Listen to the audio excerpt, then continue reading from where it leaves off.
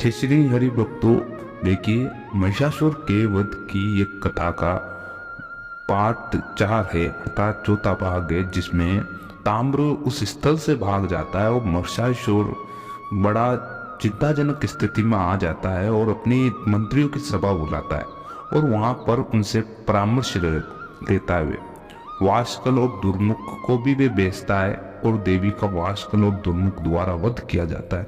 इस संदर्भ में ये कथा है, सुनिए, आगे बढ़ते हैं इससे।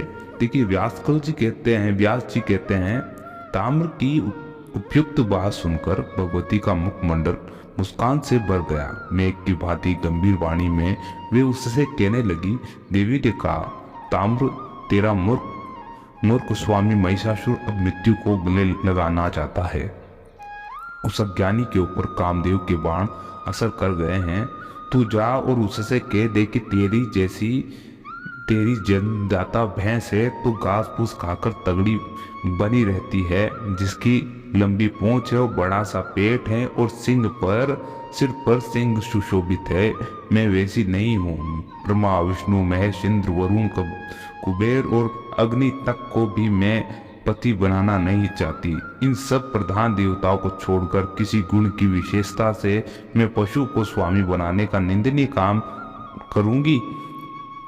मैं पति को वर्ण करने वाली स्त्री नहीं हूँ। मेरे शक्तिशाली पति देव विराजमान है। वे सबके कर्ता और साक्षी और कर्ता निष्प्रय हैं और निर्गुण, निर्मम, अनंत, निरालंब और निराश्रय और सर्वज्ञ, सर्वगामी, पूर्ण और साक्षी, पुराश्रय और कल्याण स्वरूप उनका श्री विग्रह है। वे सर्वत्र विराजमान है, क्षमा और शांति के वे साकार विग्रह है। सब कुछ देखने और समझने की शक्ति उन्हें सुलभ है। ऐसे सुयोग्यतम पति को छोड़कर मूर्ख महिषासुर की सेवा करने के लिए मैं कैसे तैयार हो सकती हूँ? तू संभल कर युद्ध कर। अभी तुझे यमराज की सवारी के लिए नियुक्त कर देती हूँ, अथवा तेरी पीठ पर पानी लाद कर जनता को जल पहुँचाने की व्यवस्था करूंगी। अरे नीच, यदि तुझे प्राणों का लोभ है तो संपूर्ण दानवों के साथ शीघ्र ही पाताल भाग जा, अन्यथा संग्राम में तू मुझसे नहीं बच पाएगा। दोनों एक समान हो तभी उनका संयोग संसार में सुखदायी हो सकता है, अन्यथा ज्ञान से यदि विषमता से संबंध की कल्पना कर ली जाए तो दुख ही उठाने पड़ते हैं। तेरी बुद्धि पर पत्थर पड़ गए हैं, जिससे तू कहता है कि भामिनी, तुम मेरे महाराज की उपासना करो। कहाँ मैं और कहाँ सिंह वाला महिषासुर, ऐसी दो व्यक्तियों में कैसा संबंध? जा अथवा युद्ध कर, जैसी तेरी इच्छा हो कर सकता है तो तुझे सब परिवार मृत्यु के मुख में झोंक दूंगी। युद्ध अभिष्ट न हो तो इस लोक को छोड़कर अन्यत्र सुख से जीवन व्यतीत कर। व्यास जी यहाँ कहते हैं कि इस प्रकार कहकर भगवती जगदम्बिका ने बड़ी अद्भुत घोर गर्जना की और उस अवसर पर उनके कल्पांत सदृश गर्जने से दैत्यों के मन में आतंक छा गया और ऐसी गंभीर गर्जना हुई कि उसके प्रभाव से पृथ्वी कांपने लगी और पहाड़ डगमगा गए और दैत्यों की स्त्रियों का गर्भपात आरंभ हो गया। इस शब्द को सुनकर ताम्र का मन भय से व्याप्त हो गया और वे वहां से भागकर महिषासुर के पास चला गया। यही नहीं कि किंतु उस नगर के जितने दैत्य थे उनका भी मन चिंता से आकुल हो उठा और उन सबके कान बहरे हो गए और एकमात्र भाग जाना ही उनका ध्येय रह गया। उसी क्षण क्रोध में अभिष्ट होकर सिंह ने भी भीषण गर्जना की। उस भैरुनाद के कारण दैत्य के रोम रोम में भय भर गया। ताम्र को वापस आया देख महिषासुर की बुद्धि भी चौंधिया गई। तब मंत्रियों के साथ बैठकर वे परामर्श करने लगा, अब क्या करना चाहिए? दुर्ग का आश्रय लिया जाए अथवा युद्ध हो या युद्ध भूमि से निकलकर भाग चले? मानवों, दानवों, आप लोगों को क्या यहाँ से भाग जाने में ही कल्याण की संभावना दिखती है? आप सबके सब बुद्धिमान और युद्ध में कभी पीछे पैर न रखने वाले शास्त्र के पारगामी विद्वान हैं। इस अवसर पर कार्य में सफलता प्राप्त करने के लिए कोई अत्यंत गुप्त मंत्रणा करना परम आवश्यक है। राज्य की स्थिति में मंत्रणा को ही प्रधान कारण माना गया है। राज्य को सुरक्षित कर रखने की इच्छा हो तो राजा के लिए सदाचारी विद्वान मंत्रियों से मंत्रणा करना अनिवार्य है। मंत्रणा का भेद फूट जाने पर राज्य और राजा दोनों का विनाश हो सकता है। अपना विचार सबको विदित न हो जाए, इस भय से कल्याणकामी पुरुष अपने अभिप्राय को भलीभांति गुप्त रखते हैं। अतएव इस समय मंत्रिमंडल देश और काल के अनुसार अपना हेतुयुक्त हितकारक मत प्रकट करे।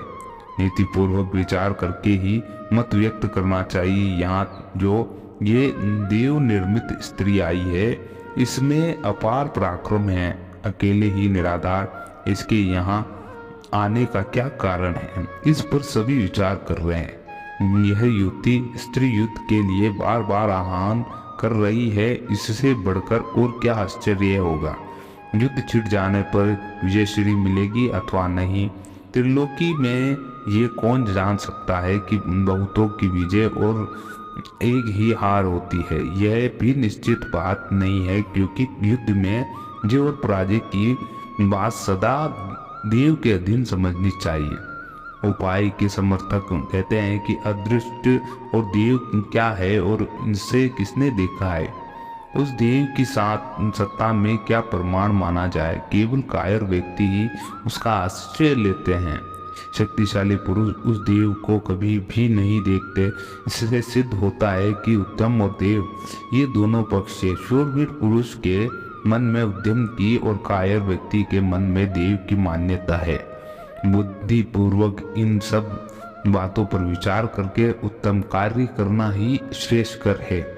यहाँ व्यास जी कहते हैं कि अपने स्वामी महिषासुर के सार गर्भित वचन सुनकर महान यशस्वी विडालाक्ष हाथ जोड़कर कहने लगा, राजन, विशाल नेत्रों वाली इस स्त्री के विषय में फिर से यत्न पूर्वक जानकारी प्राप्त कर लेनी चाहिए।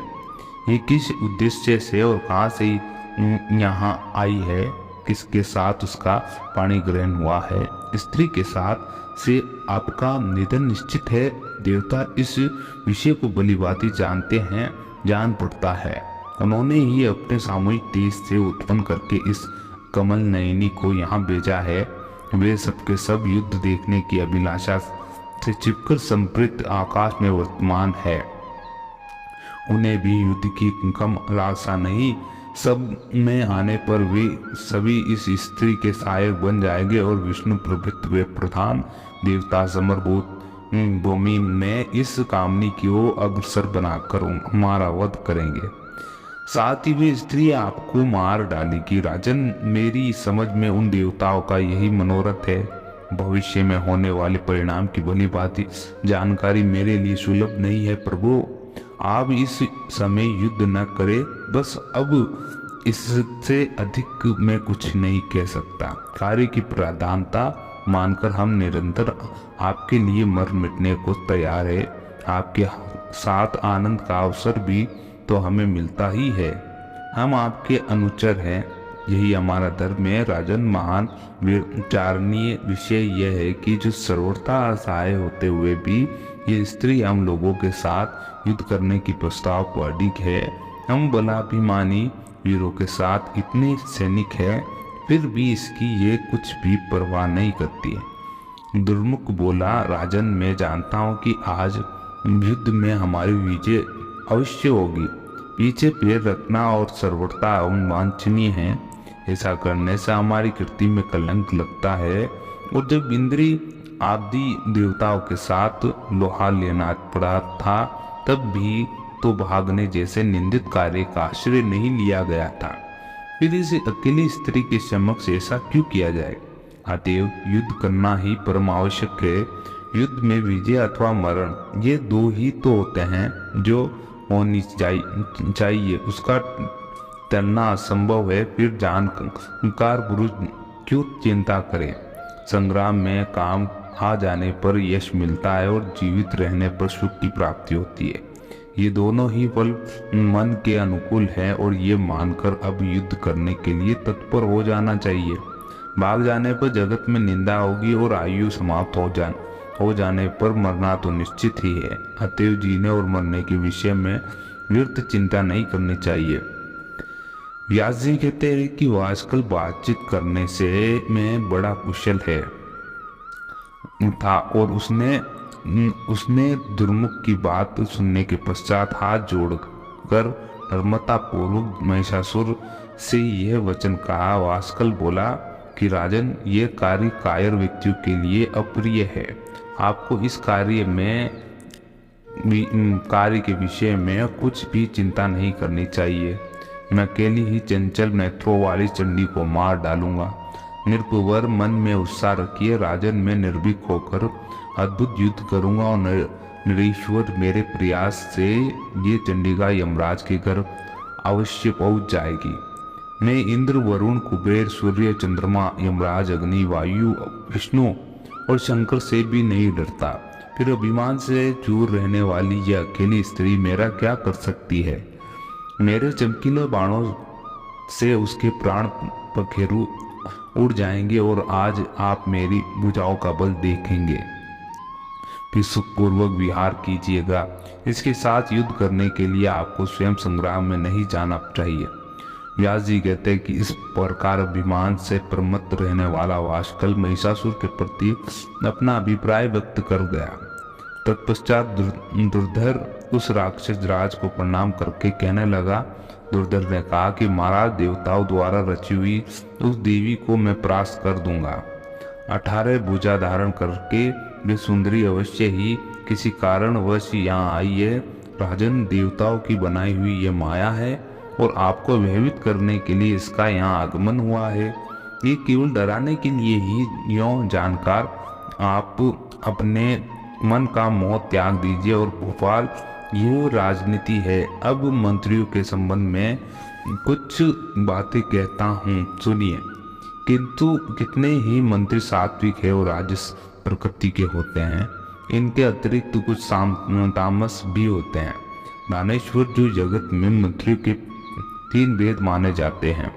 सात्विक मंत्री अपनी संपूर्ण शक्ति लगाकर स्वामी का कार्य संपन्न करते हैं और उनके मन में स्वामी के कार्य से किंचित मात्र भी विरोध नहीं रहता। वे धार्मिक और मंत्र शास्त्र के पारगामी विद्वान होते हैं और एकाग्र होकर अपने कर्तव्य से में लगे रहते हैं। राजस मंत्रियों के मन में सदा भेदभाव बना रहता है। समय पाकर वे अपना कार्य साध लेते हैं और स्वामी का कार्य भले ही बिगड़ जाए इसकी उन्हें परवाह नहीं रहती। किसी समय तो शत्रुओं के प्रलोभन में पड़कर वे विरोधी पक्ष में भी मिल जाते हैं। घर पर रहते हुए भी अपने स्वामी में जो त्रुटि है उसका वे शत्रु के सामने प्रकट कर देना उनका स्वभाव बन जाता है। उनके कार्य में सदा भेद रहता है और म्यान में छुपी हुई तलवार की भांति वे घातक होते हैं। युद्ध का अवसर आने पर स्वामी के मन में आतंक फैला देना उनका स्वभाव हो जाता है। राजन, उन मंत्रियों पर कभी विश्वास नहीं करना चाहिए जो विश्वस्त हो जाने पर काम बिगड़ जाने की संभावना रहती है।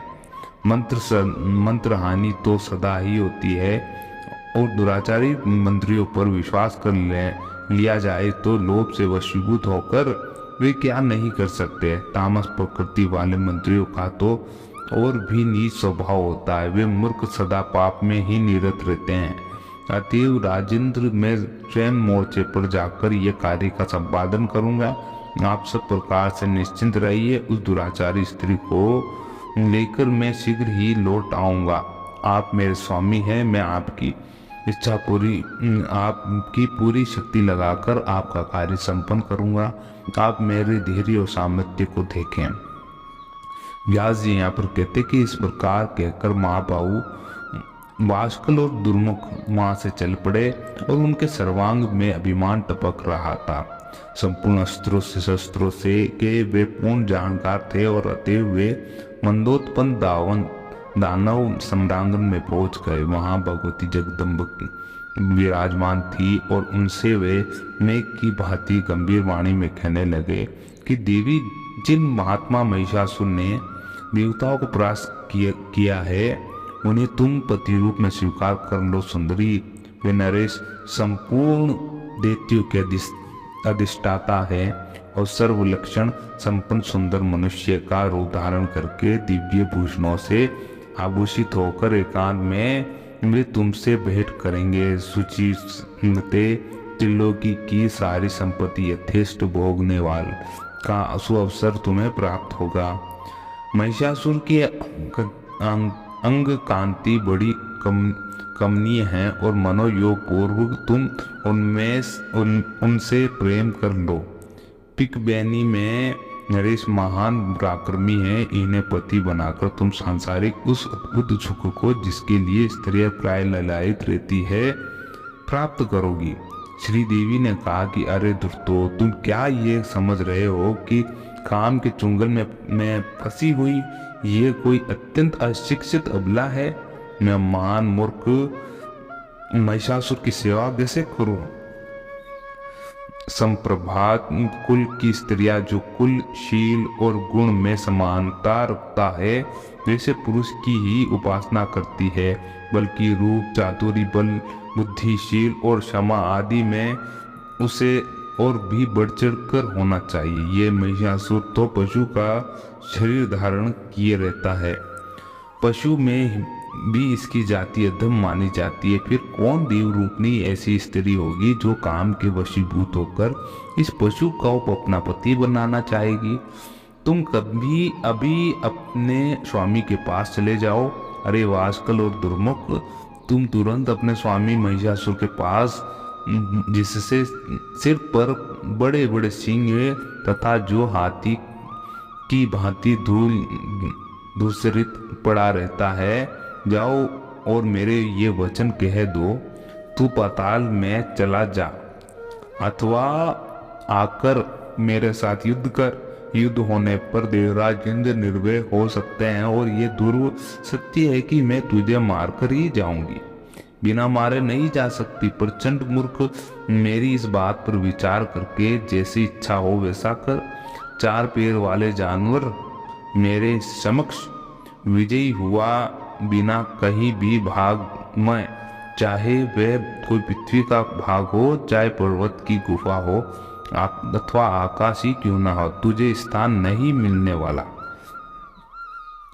व्यास जी कहते हैं कि भगवती के योग कहने पर वास्कल और दुर्मुख दोनों दैत्य क्रोध से तमतमा उठे और उनकी आंखें नाचने लगी। वे दोनों वीर हाथ में धनुष और बाण लेकर युद्ध के लिए तैयार हो गए और भगवती जगदम्बा का गंभीर गर्जना करके निर्भीकता पूर्वक विराजमान थी और कुरु वंश को सुशोभित करने वाले राजन में दानव पूरी शक्ति लगाकर देवी के ऊपर बाण बरसाने लगे। भगवती को देवताओं का कार्य सिद्ध करना था और वे सुमधुर गर्जन करके दानों के प्रति प्रचुर बाण वर्षा करने की उद्युक्त हो गए। उन दोनों दैत्यों ने वास्कल बड़ा और चंचल था, वे तुरंत सम्रांगण में भगवती के सामने आ गया और अभी दुर्मुख दर्शक बनकर देवी की ओर दृष्टि लगाए हुए खड़ा था। फिर तो वास्कल और देवी के अत्यंत भयंकर युद्ध आरंभ हो गया और बाण, तलवार और परिधि के आघात से भीरु जन के मन में ही भय उत्पन्न होता है और उन भगवती जगदम्बिका को क्या डर था। युद्ध में अपना उत्कर्ष दिखाने वाले उन दैत्य को देखकर उन्हें क्रोध हो आया। तेज और धार वाले भयानक 5 बाणों को धनुष पर चढ़ाकर उन्होंने उसे कान तक खींचा और उन्हें वास्कल पर चला दिया और दैत्यवर वास्कल के पास भी वैसे ही तीर थे। उन तीरों से उसने देवी की बाण काट गिराए और साथ ही उनसे 7 बाणों में भगवती सिंह वाहिनी के ऊपर चोट की। देवी ने भी अत्यंत तीखे पित्त वर्ण वाले 10 बाणों से उस नीच दानव पर आघात किया और साथ ही दानव के बाण अपने सहायकों से काट दिए और वे बार बार अट्ठास करने लगी। भगवती के पास इस अर्धचंद्र नामक बाण था और इससे उन्होंने वास्कल के धनुष को छिन्न भिन्न कर दिया। तब ये दैत्य हाथ में गदा लेकर मारने के लिए देवी पर टूट पड़ा और ये देखकर चंडिका ने अपने गदा प्रहार से उसे धराशायी बना दिया और वास्कल बड़ा पराक्रमी था। 2 घड़ी तक जमीन उसकी सैया बनी रही और वे फिर उठा और भगवती चंडी पर गदा चलाने लगा। उस दैत्य को सामने आते देख देवी क्रोध से उबल उठी और त्रिशूल से उसकी छाती में भीषण प्रहार किया। चोट लगते ही वास्कर जमीन पर गिर पड़ा और उसके प्राण पखेरु उड़ गए और फिर दुराचारी दानव की गिरते ही उसकी सेना नष्ट भ्रष्ट हो गई। आकाश में स्थित देवताओं का अपार हर्ष हुआ और भगवती जगदम्बिका की वे जय जयकार मनाने लगे। वास्कल के मर जाने पर अत्यंत शक्तिशाली दुर्मुख समागम देवी के सामने उपस्थित हुआ। क्रोध में उसकी आंखें लाल हो गई। उस समय श्रीमान दुर्मुख कवच पहनकर रथ पर बैठा था। उसके हाथ में धनुष और बाण थे। अरे अबले ठहरो ठहरो, यो बार बार उसके मुख से आवाज निकल रही थी और उसे आगे बढ़ते देखकर भगवती ने संग ध्वनि की और उस दानव का क्रोध बढ़ाती हुई वे अपना धनुष टकराने लगी और वे दुर्मुख भी बाण चलाने की उद्युक्त हो गया। उसके तीखे एवं शीघ्रगामी बाण विषधर सर्प के समान भयंकर थे। भगवती महामाया ने अपने माया सहायकों से उसके तीर काट डाले और वे गरजने लगी। राजन, अब दोनों में महान भयंकर संग्राम होने लगा। बाण, शक्ति, गदा, मूसल और तोमर आदि अस्त्र शस्त्रों से वे परस्पर प्रहार करने लगे। उस समय युद्ध स्थल में रुधिर की नदी बह रही थी और उस नदी के तट पर कटकर गिरे हुए वीरों के मस्तक इस प्रकार सुशोभित हो रहे थे मानो तैरने की कला सीखने वाला यमराज के दूत अभ्यास करने के लिए तू भी एकत्रित किए गए हो। इस अवसर पर वहां की भूमि बड़ी भयंकर हो गई थी, क्योंकि सर्वस्त्र कटी हुई से बिछी थी। उन्हें खाने वाले श्रृंगार आदि क्रूर मानवों को युद्ध जुटा था और शियार, कुत्ते, कोए, काक, अयुधमुख नामक पक्षी, गिद्ध और बाज उन दुष्टों के मृतन शरीरों को नोच नोच कर खा रहे थे। मृतकों के संसर्ग से अत्यंत दुर्भिक्ष हवा चलने लगी और मांस बख्शी जानवर बड़े ही जोरों से चिल्ला चिल्ला कर भयानक आवाज कर रहे थे। तब दुरात्मा दुर्मुख क्रोध से तिलमिला उठा और काल ने उसकी विवेक शक्ति नष्ट कर दी और अपनी सुंदर भुजा पर उठाकर अभिमान के साथ देवी से कहने लगा, चंडी, तुम्हारे सभी अंग बड़े सुकोमल है सुंदरी, तुम अब भी मान जाओ और मद्यपान करके मस्त रहने वाली दानेश्वर महिषासुर की सेवा में से करना स्वीकार कर लो, और अन्यथा आज ही मैं तुम्हें काल का कलेवा बना दूंगा। देवी बोली कि तेरी मौत सिर पर नाच रही है और तू काल से मोहित है, अतः जी भरकर अनाप शनाप बकले, मैं अभी अभी तुझे यमराज के घर वैसे ही भेजने वाली हूँ जैसे कि इस वास्कुल को भेजा दिया था। और मूर्ख जा अथवा रह, तुझे मरना भी अभिष्ट हो तो मैं पहले तेरे प्राण हर कर मूल बुद्धि महिषासुर को मारने की व्यवस्था करूंगी। और दुर्मुख मरने के लिए उद्युक्त होकर माया था और आया था अगुति चंडिका की बात सुनकर। उसने उन पर बाणों की भयंकर वर्षा कर दी और देवी ने अपने बाणों से दुर्मुख के बाण काट दिए और साथ ही उस दानव पर इस प्रकार बड़े जोर से प्रहार किया मानो इंद्र वस्त्रासुर और वज्र फेंक रहे हो। अब भगवती चंडिका और दुर्मुख दोनों में परस्पर घमासान लड़ाई होने लगी।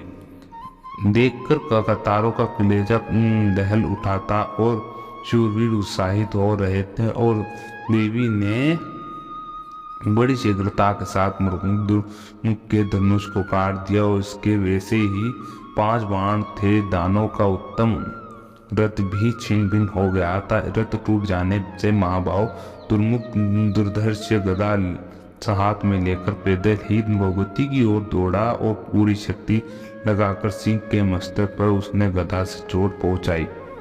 महाबली सिंह प्रहार से व्यतीत होने पर भी अपने स्थान में विचलित नहीं हुआ और गदा लेकर सामने खड़ा हुआ है। दुर्मुख को देखकर भगवती जगदम्बिका ने अपनी तीखी तलवार से कटीर सहित उसके मस्तक को धड़ से अलग कर दिया। मस्तक कट जाने पर दुर्मुख के प्राण प्रयाण कर गए और वह जमीन पर पड़ गया। अब देवता आनंद में विह्वल हो उठे थे। उन्होंने उच्च स्वर में जय ध्वनि आरंभ कर दी और साथ ही वे देवी की स्तुति करने में संलग्न हो गए। बहुत से देवता आकाश में स्थित होकर भगवती के ऊपर पुष्प बरसाने लगे और उसके मुख से जय जयकार की घोषणा हो रही थी। लड़ाई के मोर्चे पर दुर्मुख की जीवन लीला समाप्त हो गई और ये देखकर ऋषियों और सिद्धों, गंधर्वों, विद्याधरों और किन्नरों के मुख पर प्रशंसा की किरणें चमक उठी थी। देखिए, इस प्रकार भास्कर और दुर्मुख की मां ने, भगवती ने उन्हें प्रणायन करा दिया, यानी उनको मौत के घाट उतार दिया। और ये कथा आपको कैसी लगी? इसका अगला पार्ट, जिसमें ये पूर्ण कथा समाप्त होगी, महिषासुर का वध, जो कि 5 भागों में विभाजित है, ये इसका 4था भाग था। आपको ये कथा कैसी लगी और हमें जरूर कमेंट के माध्यम से बताएं। अगर कथा अच्छी लगी हो तो आप इस वीडियो को लाइक करो और चैनल को सब्सक्राइब करें। आनंद मार्ग मिलते हैं अगले वीडियो में। जब तक के लिए जय श्री राम। ओम नमो भगवते वासुदेवाय।